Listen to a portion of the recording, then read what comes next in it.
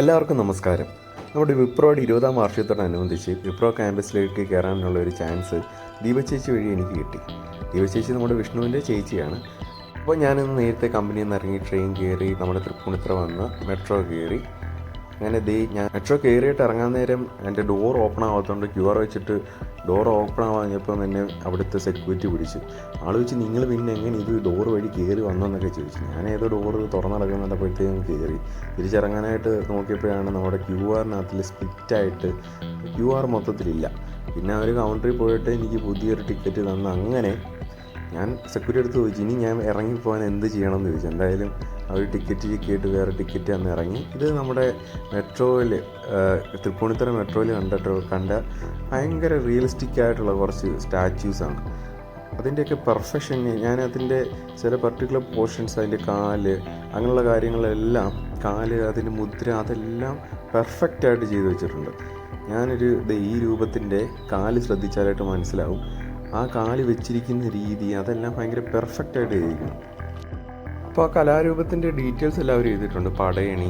അപ്പോൾ തൃപ്പൂണിത്തുറ മെട്രോയുടെ എക്സിറ്റ് പോയിന്റിൽ വരുന്ന ഈ ഗാലറി കഴിവതും അവിടെ ചെല്ലുമ്പോൾ കാണാൻ ശ്രമിക്കുക. ഇപ്പോൾ തൃപ്പൂണിത്തുറ ആയിട്ടുണ്ട്. തൃപ്പൂണിത്തുറ റെയിൽവേയിൽ വിഷ്ണു വെയിറ്റ് ചെയ്യുന്നുണ്ട്. അങ്ങനെ വിഷ്ണുവിനെ കിട്ടി. ഇവിടെ തൃപ്പൂണിത്തുറ മെട്രോയുടെ അടുത്ത് ഞാൻ കണ്ട ഒരു കണിക്കൊന്നയാണ്. ഞാൻ ഈ വർഷം ശ്രദ്ധിക്കുന്ന ആദ്യത്തെ കണിക്കൊന്ന വരെ ഇതാണെന്ന് തോന്നുന്നു. അങ്ങനെ ഞങ്ങൾ അവിടുന്ന് ബസ് കയറി അളിയനും ചേച്ചിയും കൂടി ഞങ്ങളെ വെയിറ്റ് ചെയ്തിട്ട് ഒരു ജംഗ്ഷനിൽ നിൽക്കാമെന്ന് പറഞ്ഞായിരുന്നു. ജംഗ്ഷൻ്റെ പേര് ഞാനപ്പോൾ മറന്നുപോയി. ഇനി എപ്പോഴേലും ഓർക്കുകയാണെങ്കിൽ ഞാൻ ഡിസ്ക്രിപ്ഷനിൽ കൊടുത്തേക്കാം.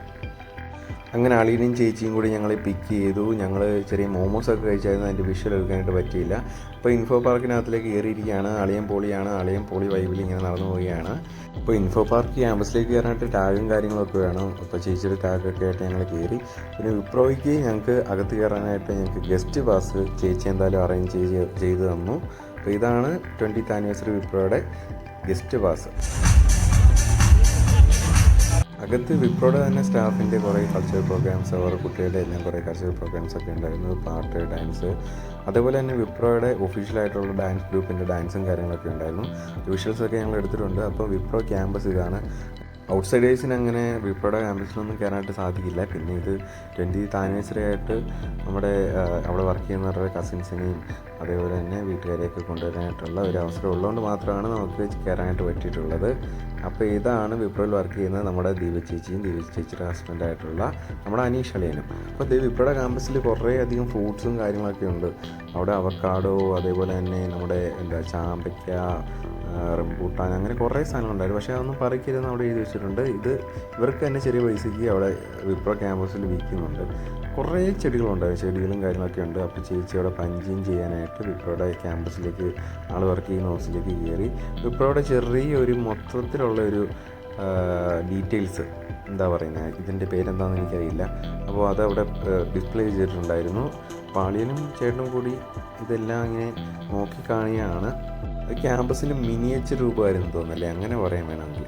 അപ്പോൾ ഭയങ്കര ലൈറ്റും കാര്യങ്ങളൊക്കെ ആയിട്ട് ക്യാമ്പസ് ഭയങ്കര അതിമനോഹരമായിട്ടുണ്ടായിരുന്നു. അപ്പോൾ ഈ പ്രോഗ്രാം നടക്കുന്നിടത്ത് വെളിയിൽ നിന്നുള്ള കുറേ സ്റ്റാളുകളുണ്ടായിരുന്നു. അവിടെ ഓഫർ പ്രൈസിൽ കുറേ പ്രോഡക്റ്റ്സുകളൊക്കെ വിൽക്കുന്നുണ്ടായിരുന്നു. ഞാൻ സത്യത്തിൽ അവിടെ നിന്നൊരു ചന്ദ്രിക സോപ്പും പിന്നെ വേറെ എന്തോ ഒന്നുകൂടി വാങ്ങിച്ചു. എന്താ വാങ്ങിച്ചത് നോക്കുന്നില്ല.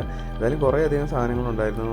പെർഫ്യൂം കാര്യങ്ങൾ, ബൾബ്, അങ്ങനെ കുറേ ഐറ്റംസ് ഉണ്ടായിരുന്നു. ഒരു സൈഡ് മുഴുവൻ ഇങ്ങനെയുള്ള കാര്യങ്ങൾ, മറ്റൊരു സൈഡിൽ ഫുഡിന് വേണ്ടി മാത്രമായിട്ടുള്ള കുറേ അധികം സ്റ്റാളുകളുണ്ടായിരുന്നു. അപ്പോൾ അളിയനും ചേച്ചിയും കൂടി അവിടെ നിന്നും സ്പ്രേയും കാര്യങ്ങളൊക്കെ, പെർഫ്യൂം കാര്യങ്ങളൊക്കെ വാങ്ങിച്ചായിരുന്നു. അപ്പോൾ ഒരു കുട്ടി അവിടെ പാടിക്കൊണ്ടിരിക്കുകയാണ്.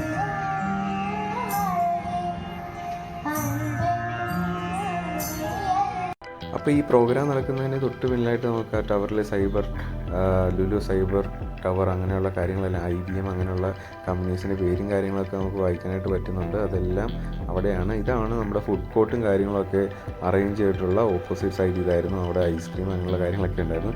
അപ്പോൾ ഞങ്ങൾ 3 പേരും കൂടി ഈ വട്ടത്തിൽ കിടക്കുന്ന സാധനത്തിൽ കയറി ഞങ്ങൾ വീഡിയോ എടുത്തു. അത് പൊള്ളി വൈബായിരുന്നു.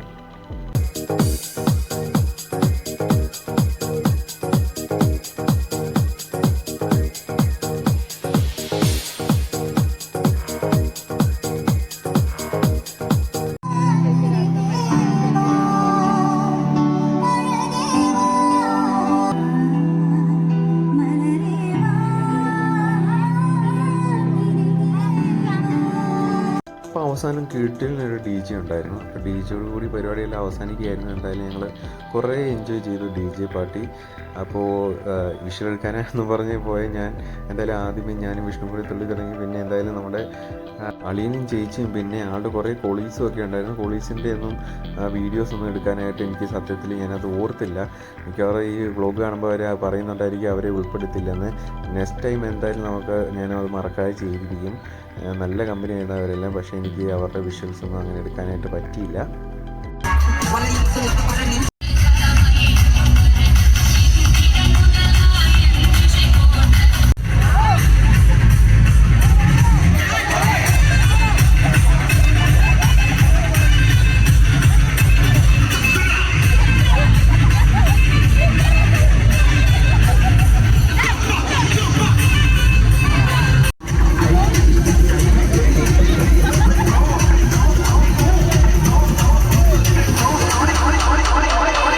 അപ്പോൾ ഇതോടുകൂടി നമ്മുടെ വിപ്രോയുടെ 20th ആനിവേഴ്സറിയുടെ ആഘോഷങ്ങൾ ഇവിടെ എൻ്റെ അറിവിൽ അവസാനിക്കുകയാണ്.